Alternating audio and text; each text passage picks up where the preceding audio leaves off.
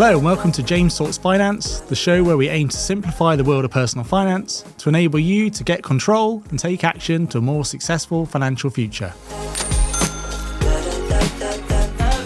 Let's talk about some financial principles and rules of thumb that can be useful for understanding different areas.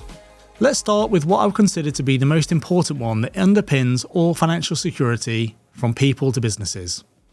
Emergency or reserve fund. 3 to 6 months worth of expenditure. We all know life doesn't always run smooth, and when it comes to your finances, there are times when you have unexpected events that you wouldn't be able to meet through your regular income stream. Typical examples might be major car repairs or a home boiler breaking and needing replacing. Having a fund of accessible cash savings can help prevent financial strain and the need to take short-term high-interest credit such as credit cards. The 50-30-20 principle for expenditure. This rule of thumb relates to how you should be trying to allocate your income and expenditure. 50% towards bills and fixed expenditure, 30% towards lifestyle, and 20% towards saving for your future, allocated according to your goals.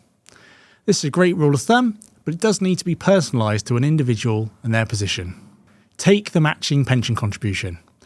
Most employees are automatically enrolled into a workplace pension scheme, whereby they must make contributions and so does the employer.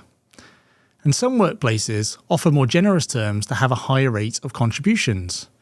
By not participating in this, or maximising what is possible, is effectively giving up free money and a pay rise from your employer. Would you really give up a free pay rise? The 1 month rule. This is when it comes to discretionary object purchases. The principle that if it won't enhance your life, bring your happiness, or you can't afford to buy it within 1 month, then you shouldn't really be buying it. Let me give you an example from personal experience. I could purchase an expensive new pair of trainers and feel great about it for a few weeks, but then the novelty wears off and they don't bring me any more use or happiness than a less expensive pair. I always think with these things you should sleep on them. The 5-year rule. This comes to experiences and bigger ticket capital purchases.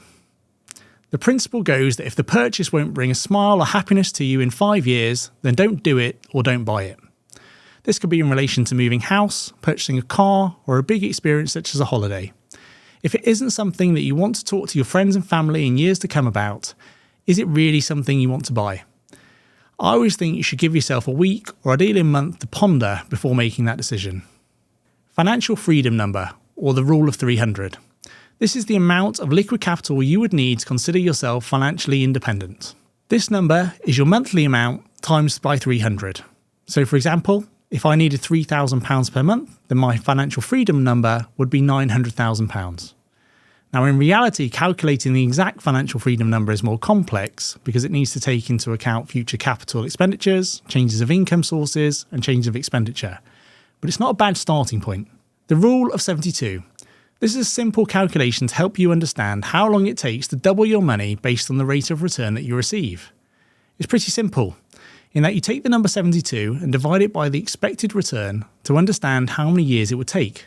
So for example, 72 divided by 2 is 36, which seems a long time, whereas 72 divided by 7 is 10.28 years. It can be informative when it comes to trying to project for the future, but also understanding where to allocate capital. Now, whilst all the points are useful, I'd also say that they're not the be-all and end-all in terms of your finances. They give a reasonable understanding of where things are at, but in no way personalised to you and your circumstances. Let's pick out one of them to demonstrate. The 50-30-20 rule might be in no way achievable for someone in the early stages of their career, where their earnings are what you would hope are their lowest level, and with relatively high fixed costs if they're renting.